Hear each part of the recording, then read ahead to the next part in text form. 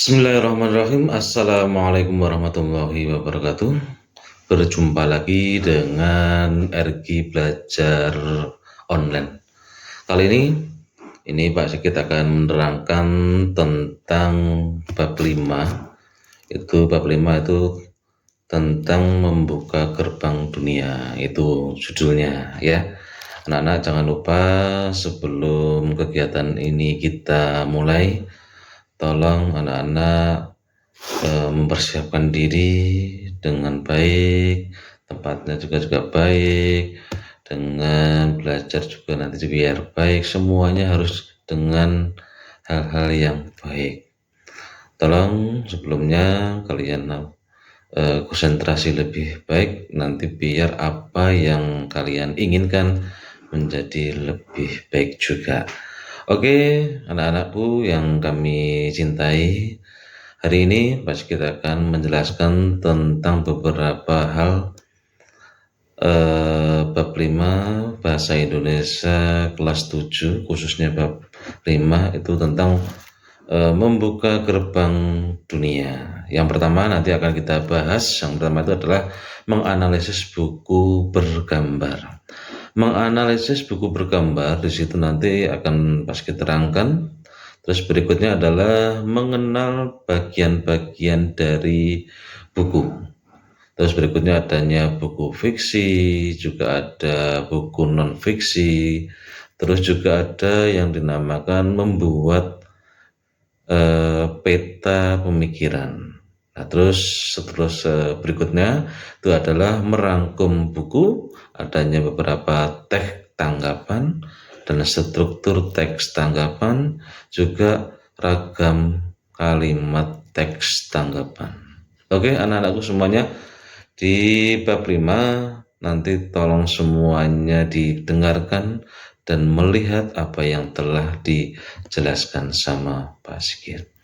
Untuk pembelajaran kali ini kita akan, tujuannya adalah pembelajaran yang pertama adalah melatih menanggapi dan menganalisis beragam bacaan. Yang pertama adalah melatih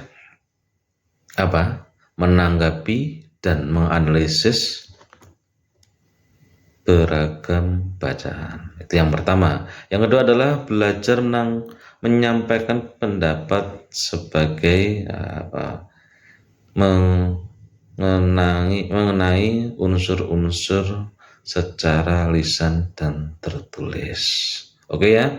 Dari tujuan adalah di dalam pembelajaran kali ini yang pertama adalah melatih menanggapi dan menganalisis beragam bacaan. Yang kedua adalah belajar menyampaikan pendapat mengenai unsur-unsur secara lisan dan tertulis. Oke anak-anakku, itu dari yang akan kita pelajari tadi sudah. Nah, di sini kalian harus paham dengan adanya beberapa hal yang Pak Sigit nanti sampaikan, itu yang jelas itu tentang buku bergambar. Yang namanya buku bergambar nanti ada beberapa contoh, mungkin kalian sudah pernah membaca, melihat tentang buku bergambar itu. Yang penting ini yang akan Pak Sigit bahas, dan jangan lupa coba kalian nanti juga bagaimana keterangan yang diberikan sama Pak Sigit nanti. Oke, berikutnya adanya definisi buku bergambar. Definisi buku bergambar itu adalah buku bergambar adalah buku yang terdiri atas elemen teks dan gambar yang saling mendukung. Oke, itu adalah definisi dari buku bergambar. Dari sini sudah paham? Sudah dimengerti? Oke, berikutnya adalah beberapa istilah dalam buku bergambar. Beberapa istilah dalam buku bergambar, yang pertama adanya nada atau tune. Tune atau nada. Di situ adalah dihasilkan dari campuran beberapa warna sehingga dihasilkan warna dengan suasana yang dapat mewakili emosi yang ingin disampaikan oleh penulis. Jadi, nanti setidaknya kalian sudah paham. Di situ ada di buku kalian, di buku paket itu pada halaman 143, di situ ada 143 itu adalah contoh-contoh buku bergambar. Nanti beberapa istilah dalam buku bergambar itu ada yang pertama adanya not atau nada, ya, tune atau nada. Terus berikutnya yang kedua adalah fokus gambar. Fokus gambar biasanya ditunjukkan oleh objek yang penting, jelas pada gambar. Tujuannya untuk mengarahkan perhatian pembaca kepada objek tertentu atau di gambar itu sendiri. Ya, ini contohnya pada buku-buku yang ada di slide ini tadi. Ya. Pada buku paketnya ada itu juga, semuanya nanti ada yang telah disampaikan itu nanti. Oke, adalah beberapa istilah tadi sudah. Berikutnya adalah yang berikutnya di situ ada mengenal beberapa atau bagian-bagian buku. Itu sangat penting. Pentingnya bagaimana? Sebelum kalian membaca, yang pertama itu pasti adanya sampul dan sebagainya, sampul buku. Adanya sampul buku. Terus juga adalah halaman dan hak cipta. Terus berikutnya adanya halaman daftar isi. Berikutnya adanya halaman penutup. Di dalam halaman penutup itu terdiri dari referensi atau daftar atau rujukan, glosarium atau di situ ada yang dinamakan kesimpulan atau juga disebut catatan serta biodata pembuat buku. Oke, itu adalah bagian-bagian dari buku. Ada sampul, ada halaman terdiri atas daftar isi, penutup dan sebagainya. Yang terakhir adanya pembuat buku itu tadi. Ini contoh-contohnya seperti itu. Berikutnya ya. Berikutnya adanya sampul buku. Di dalam sampul buku itu adalah umumnya memiliki beberapa bagian sebagai berikut. Yang pertama, di situ adanya apa? Judul. Pertama pasti adanya judul. Judul itu contohnya di situ ada hitam dan O. Hitam dan O. Terus yang kedua di situ adanya sampul depan buku. Itu ada gambar, pasti adanya gambar. Terus berikutnya adanya penulisan buku. Terus setelah itu adanya ilustrator buku. Itu contohnya apa di situ? Nah, itu masanya penulisnya siapa namanya, ilustratornya siapa. Nah, itu harus kalian pahami. Berikutnya di bagian belakang itu adalah yang dinamakan punggung buku. Punggung buku. Ya, di belakangnya itu, sampingnya itu ada punggung buku. Terus di paling belakang di situ adalah sampul belakang buku. Terus ada yang namanya barcode atau barcode dalam batang buku.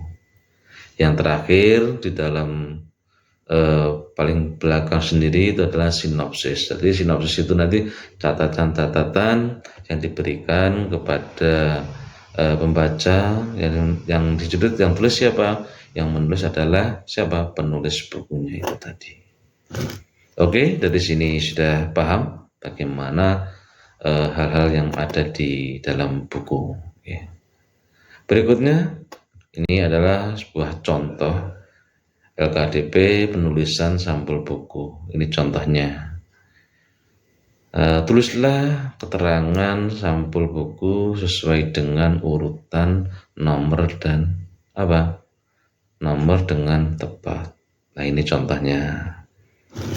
Coba ya, ini contoh dari yang telah dijelaskan tadi, nomor 1, 2 sampai nomor 8. Nah, hal seperti itu nanti kalian harus wajib menerangkan. Tadi adanya sampul, adanya tema, terus adanya barcode, hal situ. Ini contoh-contohnya dari buku 1 sampai buku 2. Terus buku 2-nya adanya Galaksi Impian. Nah, itu apa atau sebagai apa? Oke, dari sini sudah. Berikutnya adalah halaman hak cipta buku. Di dalam halaman hak cipta buku, di situ adalah halaman memuat informasi tentang, yang pertama adalah siapa? Penulis. Penulisnya siapa? Adalah orang yang menulis buku itu. Oke, berikutnya adalah ilustrator, berarti orang yang merancang atau konsep gambar dan membuat ilustrasi buku. Terus berikutnya adanya editor. Editor adalah orang yang memberi masukan dan menyunting atau teks. Dan menyunting siapa? Menyunting dari teks bacaan buku itu tadi, namanya editor. Berikutnya adanya desainer, berarti orang yang mengerjakan tata letak pada buku. Berikutnya adalah anggota tim, lainnya adalah penelaah, penanggung jawab, juga adanya penyelia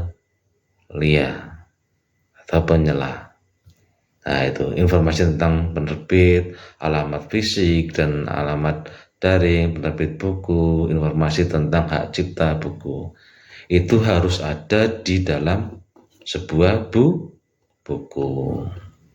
Oke, step berikutnya adalah halaman daftar isi dan penutup buku. Jadi halaman daftar isi memuat daftar isi judul atau bab dalam buku. Itu wajib ada, karena di dalam buku sebelum orang itu membaca dari temanya, mungkin dari judulnya dan sebagainya, itu pasti adanya nanti setelah dibuka halaman pertama, itu ke kedua pasti adanya daftar isi. Itu harus ada di dalam buku. Berikutnya itu ada penutup buku, terdiri atas referensi dan daftar rujukan serta biodata siapa? Penulis. Itu pasti ada nanti. Dari sini mungkin ada yang ditanyakan anak-anak nanti. Kalau ingin bertanya bisa lewat komentar. Oke? Berikutnya adalah tugasnya. Ini tugas kalian. Coba kalian buka buku di halaman 147. Ini tugasnya itu. Pasti ada di situ. Ya, buatlah peta pikiran bacaan buku fiksi dengan mencatat poin-poin penting yang terdapat pada setiap bab buku. Pada halaman 143 itu di buku paket itu sampai bab 1 sampai bab 7. Nanti setelah itu pasti dibuka di bukunya itu nanti ada gambar seperti ini. Ya. Itu adalah kalian membuat peta pemikiran bacaan. Jadi semua dari bab 1 sampai bab 7 itu pasti adanya pertama siapa, tokoh, penokohannya siapa, pemikirannya seperti apa, wataknya seperti apa, tempatnya di mana. Itu sebab yang nama cerita seperti itu. Makanya di situ adanya gambar, buku bergambar, hal seperti itu. Oke semuanya? Baiklah, berikutnya pengertian buku fiksi dan non-fiksi. Pengertian buku fiksi dan non-fiksi. Buku fiksi adalah, buku fiksi adalah berarti tetap nyata. Fiksi berarti tidak nyata. Rekaan atau imajinasi atau hayalan. Oke? Ya. Cerita rekaan itu bisa bersumber dari imajinasi, dari pemikiran orang, gambaran-gambar yang ada di dalam pikiran, imajinasi. Terus imajinasi apa? Penulis tadi, dan hayalan dari penulis. Contohnya buku fiksi itu adanya novel, terus ada juga komik, juga ada cerpen. Itu adalah buku fiksi. Berikutnya ada buku non-fiksi.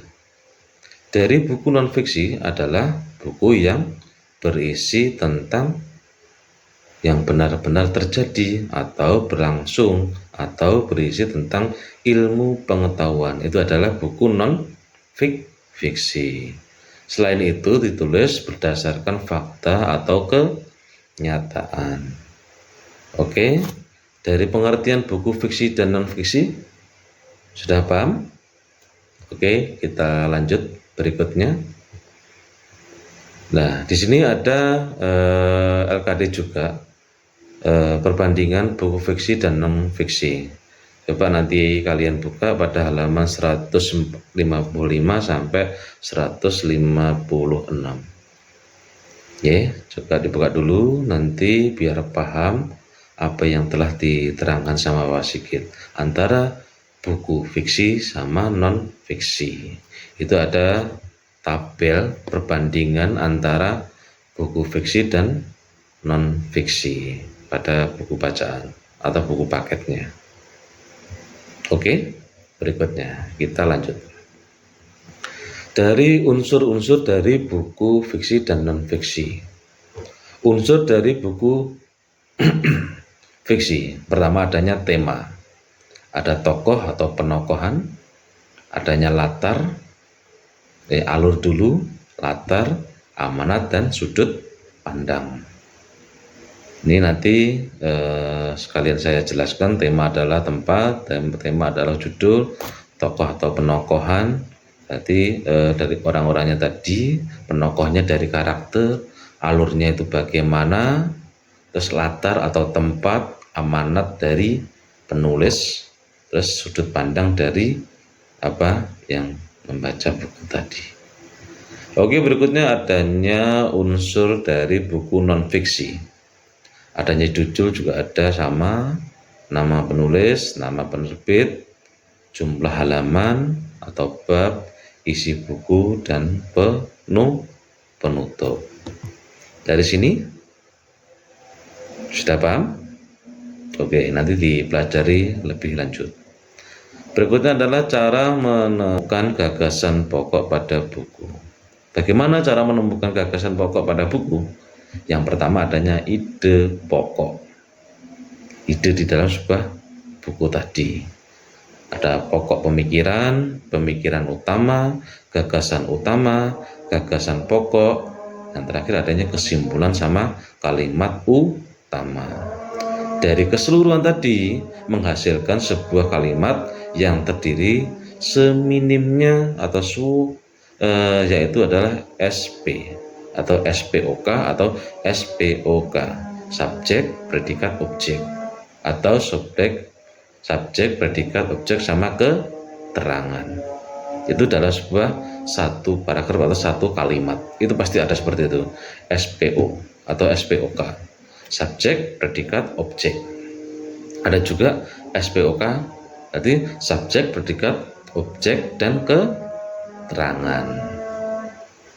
Oke, dari sini sudah mengerti anak-anakku semuanya? Itu cara menemukan gagasan pokok pada buku. Oke, berikutnya adalah cara menemukan gagasan pada buku. Kan pokok pada buku. Terus sekarang adanya kalimat utama. Adanya kalimat utama dan kalimat akhir. Dalam sebuah buku itu pasti adanya kalimat utama dan kalimat akhir. Dalam kalimat utama adalah biasanya terletak pada awal kalimat atau pembukaan, itu sama. Sama, semuanya sama. Terus yang terakhir di situ adalah akhir di dalam sebuah buku. Biasanya ada kata konjungsi di dalam sebuah kalimat atau yang menyatakan kesimpulan seperti jadi, akhirnya, akibatnya, oleh karena itu, maka itu, berdasarkan uraian di atas, dan sedang atau dengan demikian. Itu pasti ada di dalam sebuah akhir buku bercerita atau buku bergambar. Dari sini, oke, kita lanjutkan cara menemukan gagasan pokok. Nah, ini coba kalian lihat, memperhatikan kutipan paragraf berikut. Gitu. Di situ ada apa? Sebuah kalimat. Bumi saat ini sedang menghadapi beberapa masalah lingkungan yang serius. Nah, ini dalam satu kalimat aja itu ada SPOK-nya atau subjek, apa, predikat, objek sama keterangannya. Yang bagaimana? Yaitu bumi saat ini, subjeknya. Predikatnya sedang menghadapi berbagai masalah. Objeknya apa? Bumi. Ya kan? Objeknya bumi. Terus keterangannya apa? Lingkungan yang serius. Berarti ada mempunyai permasalahan tentang lingkungan yang serius. Itu cara menemukan gagasan pokok pada sebuah buku. Pasti ada SPOK-nya atau SPO. Ketidaknya SP. Subjek predikatnya pasti ada di situ. Itu cara menemukan gagasan pokok pada buku. Terus juga ada berikutnya itu ada dari kalimat berikutnya itu sama juga, orang oleh karena itu. Lah, yang namanya oleh karena itu dari yang awal tadi itu di situ adalah kalimat utama. Ini kalimat akhir adalah oleh karena itu. Oleh karena itu tak mengherankan jika kesabaran penduduk di Indonesia dikatakan tidak merata. Penyebaran penduduk di Indonesia tidak merata. Dari satu buku itu pasti dari awal seperti tadi, ini yang akhir ini adalah akhir sebuah buku tadi. Oke, berikutnya. Nah, LKD atau di situ lembar kerja merangkum berdasarkan gagasan pokok. Nah, ini contohnya membaca buku non-fiksi. Contohnya di situ, aku remaja yang positif. Buatlah rangkuman berdasarkan gagasan pokok yang teman sebangkumu. Nanti coba kalian kita ke perpus, ngambil suatu buku atau cerita, nanti kita baca, setelah itu kita rangkum bagaimana cara membuat rangkuman yang benar. Berikutnya GLKD yang tadi di halaman 148, kita dari beberapa bab 1 sampai bab 7. Di situ nanti kalian pasti paham apa yang nanti kalian pahami dari halaman 143 sampai 148 itu tadi, bab 1 sampai bab 6. Kalau di sini sampai 46. Oke, 48 itu dari bab 1 sampai 46. Oke, ini coba kalian tulis dulu. Berarti perasaan hitam itu bagaimana, terus kalimatnya bagaimana. Berarti dari bab 1 adalah takut, panik, dan kesepian. Terus kalimat yang menunjukkan hal tersebut adalah dari atas yang melihat hanya air dan air, tidak ada mixer, tidak ada siapapun. Kini hanya aku, dia, dan U. U itu siapa? Silam tadi, pohon kelapa itu. Jadi dari bab 1 itu sudah kita temukan apa? Kalimat yang menunjukkan hal tersebut. Siapa? Kalimatnya apa? Itu tadi. Terus perasaannya itu bagaimana? Takut, panik, dan kesepian. Oke, mungkin dari Pak Sigit cukup sekian. Jangan lupa apa yang telah disampaikan sama Pak Sigit. Mungkin sampai saat ini kalian belum paham, bisa menanyakan di dalam, bisa menanyakan nanti diketik di kolom komentar. Oke, jangan lupa subscribe dan like-nya. Ya, sekian dari Pak Sigit, semoga bermanfaat. Jangan lupa tetap belajar dan berbuat baik. Sekian, assalamualaikum warahmatullahi wabarakatuh.